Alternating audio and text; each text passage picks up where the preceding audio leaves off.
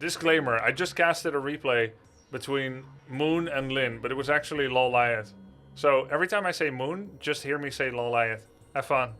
To begin with, I want to be watching this game that was played today between Moon and Lyn. Two of the best players, the only two non-undead players in the top 5 MMR in the world right now. Thank you for the sub, Ravaha. And number 1 MMR in the world is Happy. Number 2 is 120. And number 5 is X-Lord. Moon and Lyn are the only non-undeads in the top 5 in the world right now of the tournament. Two of the all-time greats. And they're playing on Twisted Meadows. The most epic and legendary map for Warcraft 3 games. Now, Twisted Meadows, it's no perfect map, but throughout history, throughout the beginning of Warcraft 3's competitive tournament scene, 2003 and 4, Twisted Meadows has been a part of that, and all the best games are played on Twisted Meadows actually. While the map has its flaws, there's a lot good going for it. Some of the flaws are position luck. For example, you can be cross map, right? Or you can be close map. If you're close map, are you next to the opponent's expansion, like this? Or are you next to the opponent's laboratory, like this? Laboratory creeping being a big one for many races. So these things factor in, but it doesn't take away that Twisted Meadows is a map of infinite possibilities. There are so many gold mines that the kind of stalemate on Echo Isles is rare, where both get one expansion and then, well, there's nothing to do. All the creeps are gone, there are no more bases to take. If you have a mass expanding playstyle, Twisted Meadows is going to be the map where you unleash such a tactic. And the islands are this little Garden of Eve pocket expansion. The gold mines don't have as much gold, 10,000 only, as opposed to 12.5k on the expansion slot and on the main position. But they are protected by a granite golem, a couple of drakes, and this used to be a dragon, but there was AI abuse where you could make the dragon unleash on the enemy main base, right over here. And sorry, I have to restart the game because the zoom level got changed when I zoom in. But basically, they had to replace the dragon and make a golem out of it in order to make sure that it doesn't do, there's no AI abuse. So we have many 1-hour games on this map. Moon, one of the best here. Typically in the current meta, the map is rather Night Elf focused. But in 2008, when I met Moon on this map, in 2008 in the WCG finals, I would say this was one of the better maps for Orc. Simply because you get more space to dodge a fight. But yeah, basically Night Elf tends to expand a lot on this map, and the distances are rather big. We now see an Ancient of War expansion immediately coming out by Moon here. So he's gonna use his first Ancient of War and an Archer and a set of Treants to start creeping this. And it seems like Lyn is very aware of it because he did a very early Peon Scout. This allows him to do a Speed Scroll Windwalk, breaching the maximum movement speed in the game. And is he gonna get here and actually take the Ogre Mage? Oh, he was just 1 second off. It makes me want to get back in and see if he wasted a single second in any shape or form. He nearly had the Ogre Mage. I think this is something he practiced on every position, knowing exactly what he would need to do in order to try and actually take that Ogre creep. That would have been huge. He would have stolen a clause of attack +9 and the experience associated with it. But it doesn't take away. Let me quickly replay this. We don't have a rewind button yet in Warcraft 3 replays. It doesn't take away that Moon lost the experience from a bunch of creeps. So if we actually take a look at it, did Moon get the XP for the Ogre Mage? He did. But then everything else was denied. So Lyn steals the Ogre Warrior. Moon actually failed to get the XP. Oh my god, the zoom in. Jules, cut. I need to stop using a scroll pan. Your building is nice. Oh, there's only... Oh! Never mind.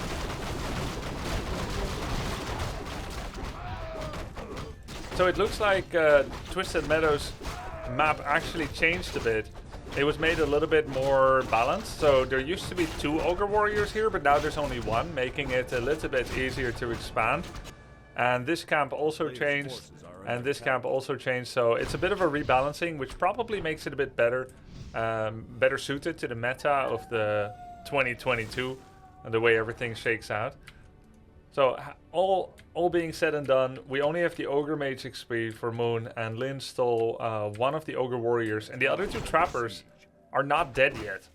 They're not actually quite dead yet, so it's not possible to expand here just yet. And Moon smartly adapts and does the unexpected. He sends a Tree of Life Wisp to the other side.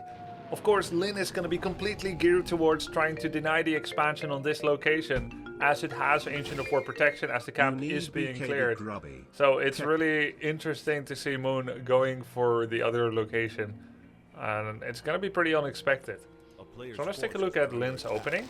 Town is under siege. He has gone for a 1 burrow tech to get the fastest possible second hero coming out. He's halfway with his tech. Moon just started his. It goes to show what you can afford in terms of expanding and teching when you don't make any units. He made that 1 archer and then nothing else, because the Ancient of War was basically always working at the creeps. There's the level 2 now coming out for Moon, so that's going to be really helpful. I would imagine Moon is going to walk over to the left side goblin shop, buy a Staff of Teleportation, if he can, if Blade doesn't windwalk and run past him. Start to either threaten peons, or if there's too much counterattacking by Grunts and Blade, he's just going to walk across the map, go here, here, here, go all the way to the bottom of the map, and then Staff of Teleport back to his base. I don't think he's going to staff to his Tree of Life ever. I think that's going to be too obvious. And he does exactly that, Staff of Teleport. He's not going to go to his expansion, because you can actually see the directionality of the Staff of Teleport by the way that the Keeper is orienting towards the location. So the moment he does like a north orientation, Lyn knows there's something there, and it's going to be a Tree of Life, basically. Like, he knows Moon's capability of tricks, even if he hasn't 100% figured out that there might be an expansion there just yet. Oh my god! Okay, I love this so much. Basically, it's... So, normally, if any player, whatever race, would do a double expansion fast tech, right? Any race against any race, you would think, especially in StarCraft terms, but even in Warcraft terms, you would think that you could just all in them.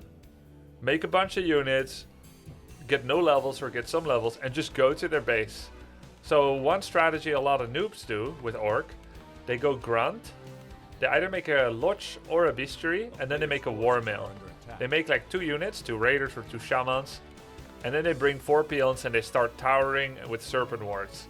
It's a brute force type of strategy with Grunts and Shamans, and then at that moment you're just going to try to end the game right there.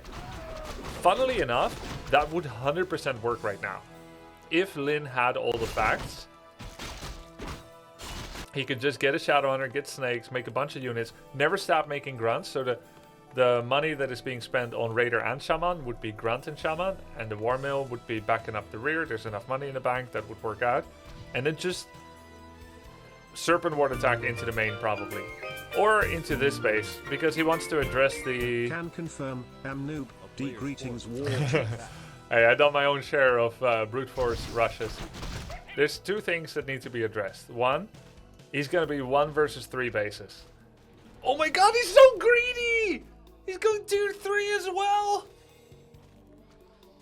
He also needs to make sure that Moon doesn't hire any mercenaries, so getting his own here, I like it a lot. He did open Heal Wave, so he's planning to actually creep this. Yeah, sure. You know, there's a meme. Human is good at expanding. Orc is good at... Like, Orc has strong heroes or something. Or is good at hit and run.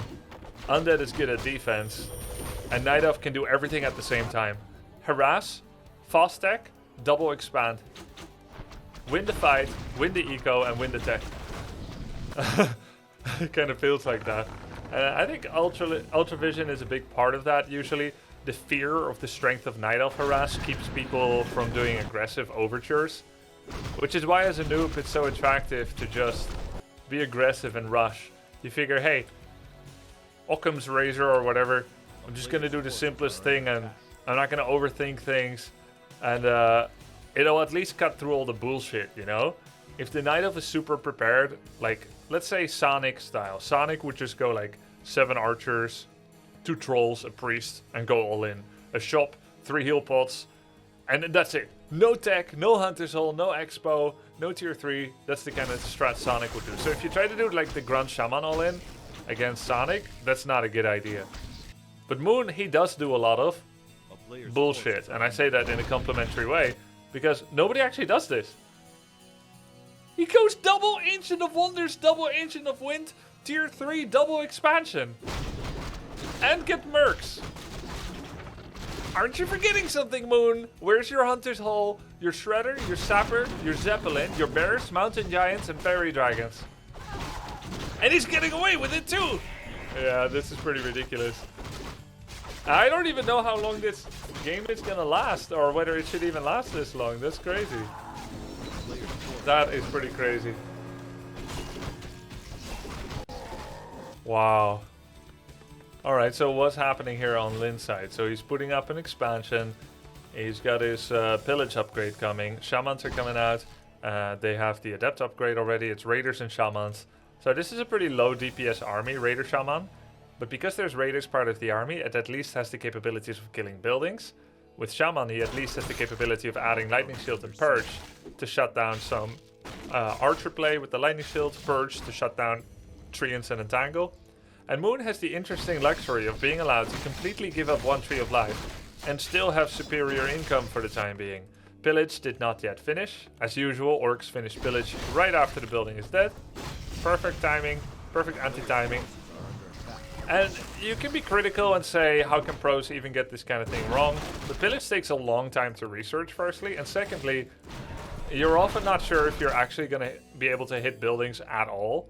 Like, are you even allowed to, or are you dying in your own base? Like, it's 100 resources that could just be wasted. So that's why people tend to be a bit hesitant to upgrade it. He would have got money from that tree, would have earned it back, but yeah.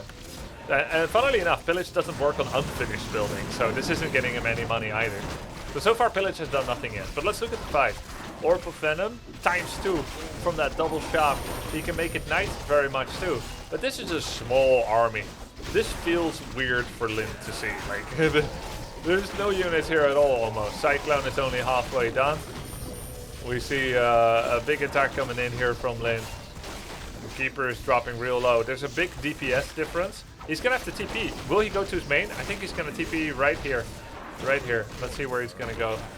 Oh, okay. Oh, that makes more sense actually. Night Elf Brain. Goes straight for the Moonwells. He's still next to his shop, so that makes sense. And he's got the range advantage at the very least. This is a very nice base layout as well. Note how there's like one gap between all of these Moonwells, so that Talons and Archers, at least Talons, are able to walk through it entirely unimpeded. There's a path here that suits Archers, and this one too. And this only fits Talons, but Raiders and Grunts cannot fit through here, only Shamans.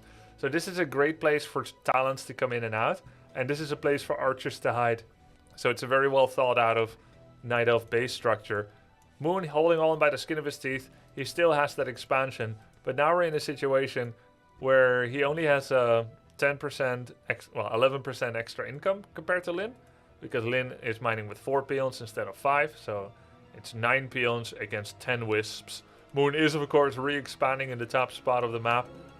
No third hero yet for Moon. It's also pretty unusual to play with the Priestess of the Moon, as opposed to usually like a Beastmaster or so. But I suspect a large part of that is Moon didn't have map control, so he's afraid to hire from the tavern in the event that he gets caught and killed on his hero. Plus, Beastmaster is a hero that needs a little bit of Moonwell juice sometimes. Priestess is much cheaper to heal with Moonwells, and she has decent armor with the 4 armor. So she's a little bit better in a direct confrontation that doesn't need constant mana. And Moon was spending money on so many different things already.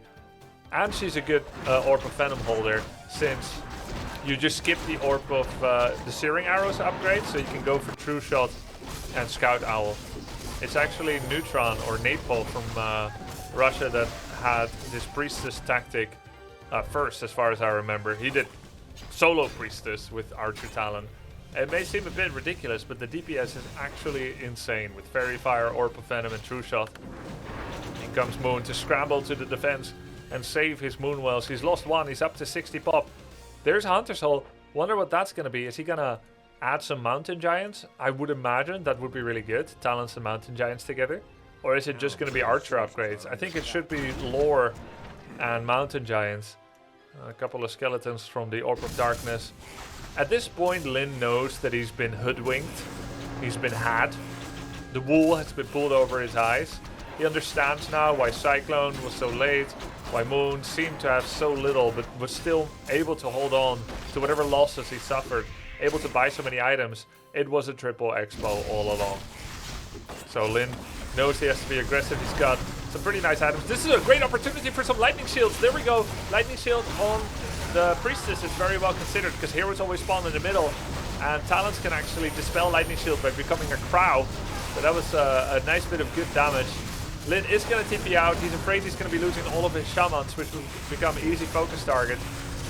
Cyclone units are actually pulled along with the army that TPs out. So what is Moon going to now? He's remaking a shop? No, what the...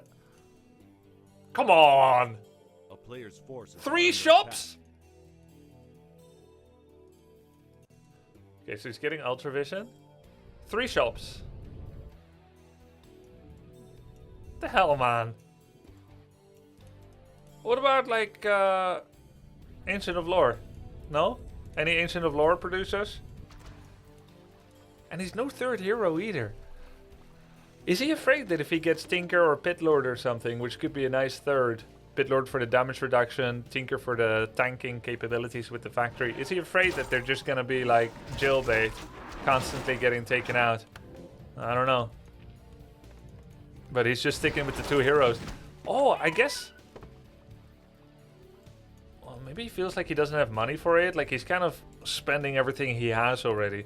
Maybe he wants to go for Tranquility and Starfall. That might be it. Cyclone the Raiders, or kill them.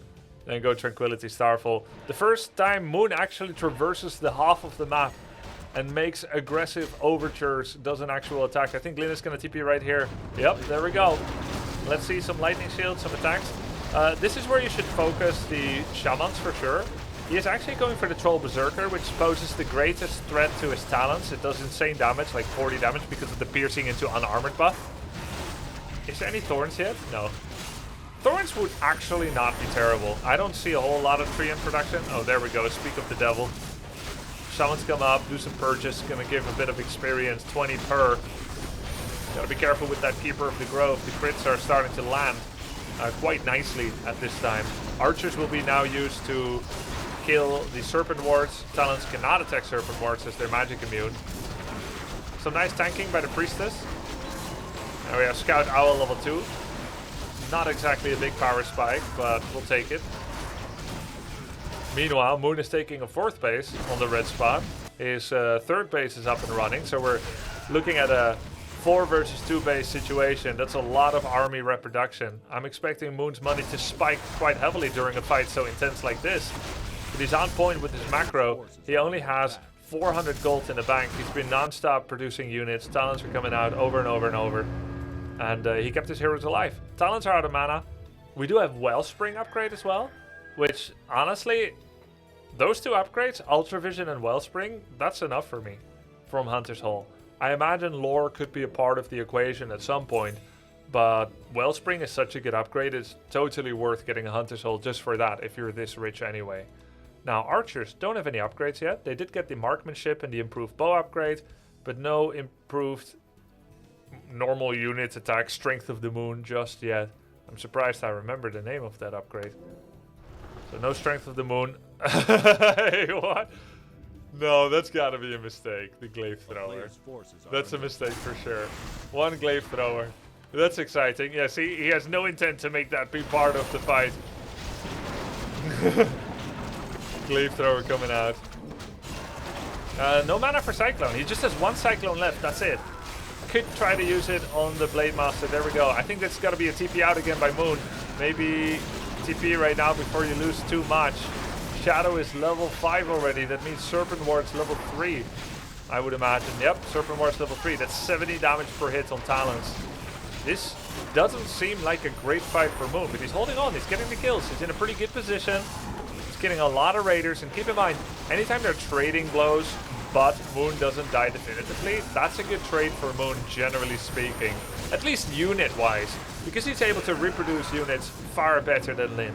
The major threat for him, and the major thing that Lyn has going for him, is that Lyn's heroes do scale quite well. Heal Wave and Serpent Wards are incredibly powerful abilities, and we all know about the Blade Master and his critical strike capabilities. Tranquility and Starfall are strong, but ultimately they are cancelable by Ensnare.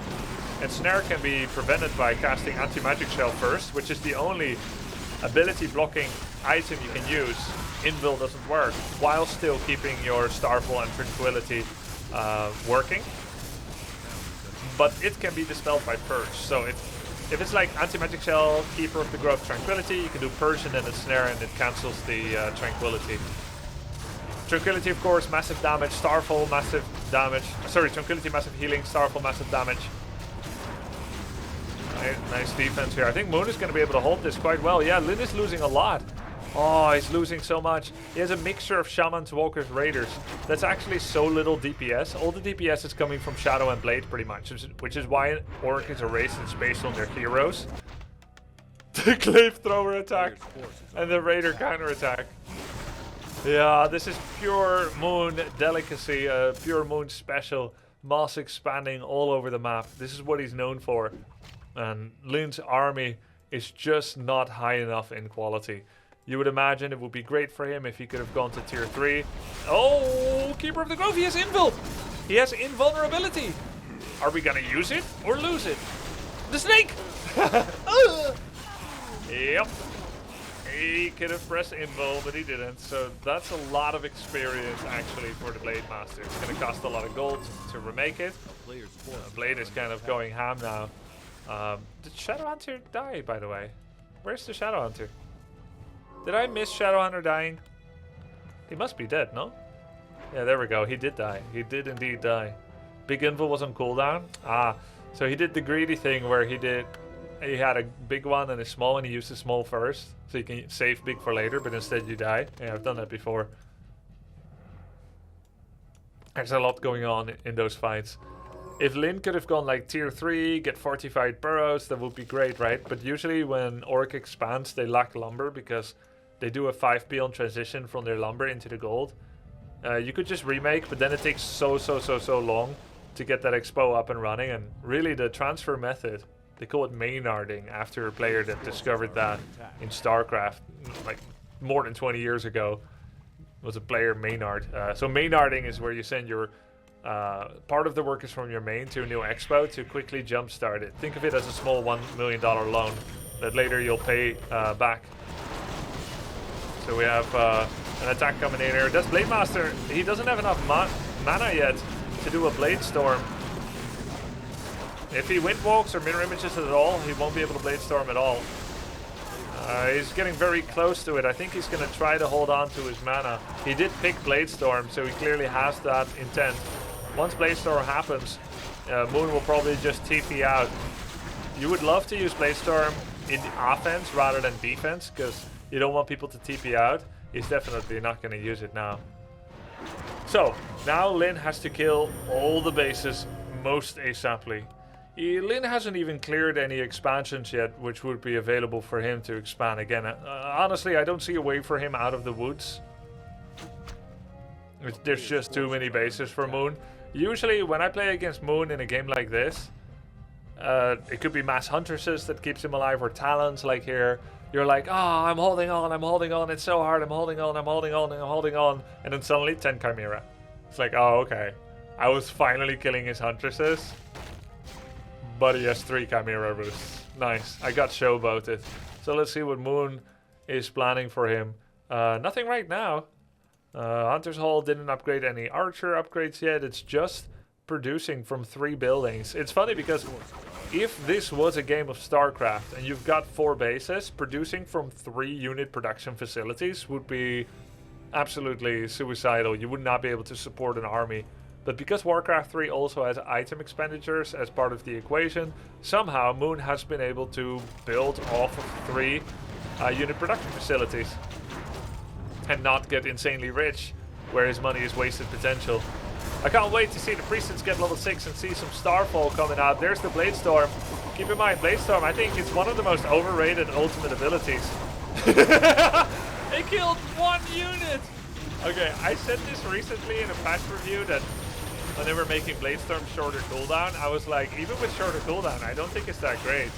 Like, people are always like, oh my god, Blade Storm, there's so many small units!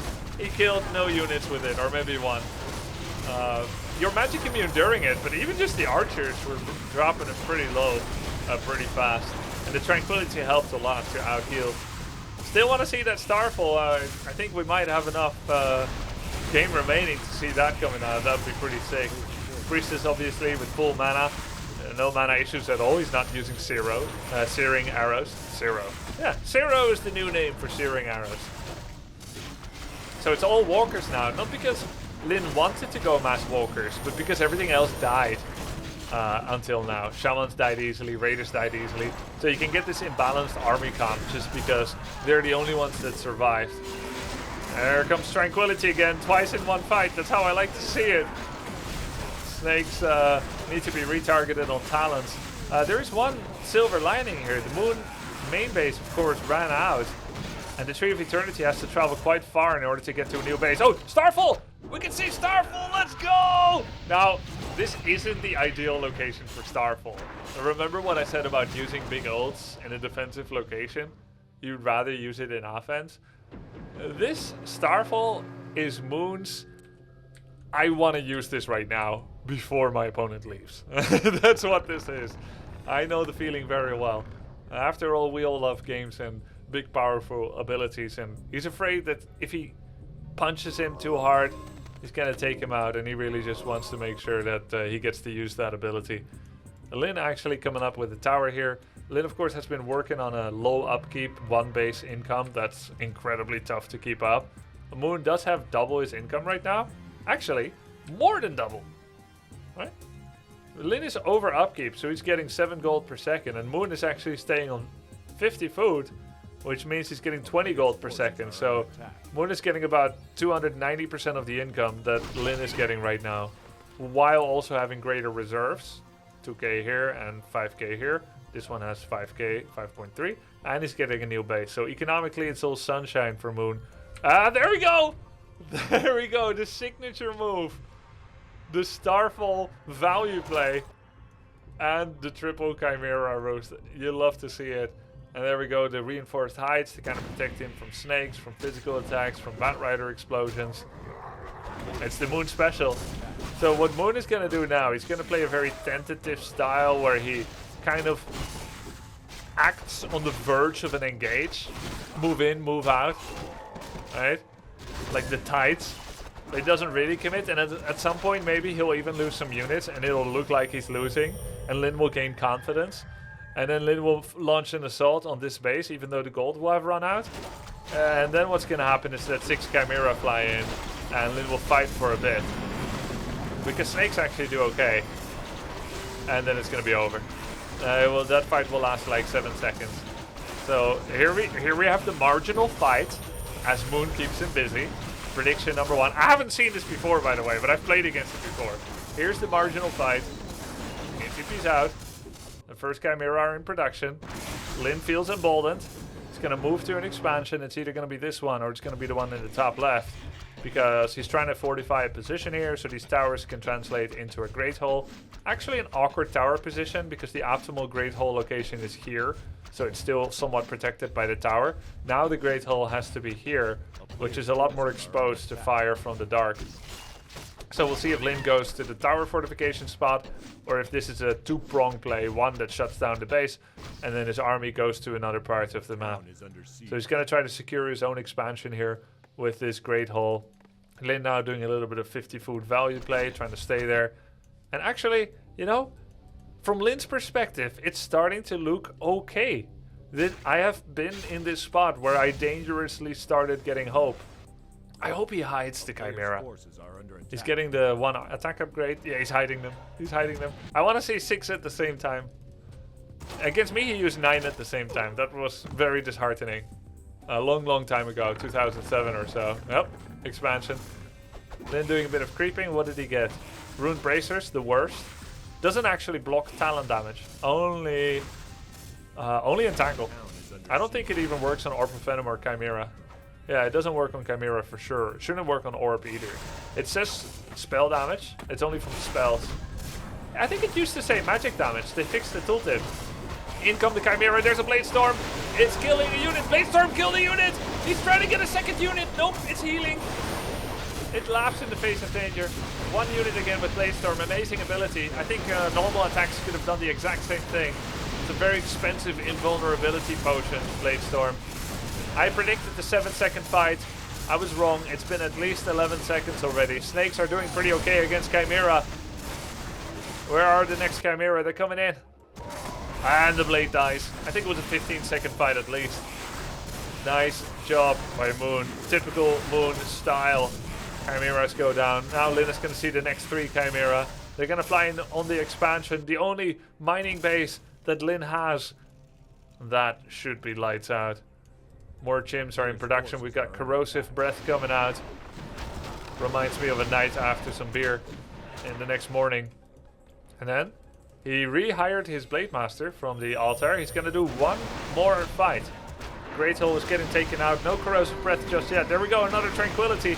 He's got a Staff of Silence as well. Absolutely super, super useful. If he uses that on the Shadow Hunter, then there can't be some kind of snake spam anymore. And that's it. GG. Very, very nice game by both players. Level 7, 7, 7, 7. You don't see that every day. Great game between two giants. I hope you enjoyed this game. I wonder what the total score was between the two of them. But that was epic. Absolutely epic. GG. Is it not Moon?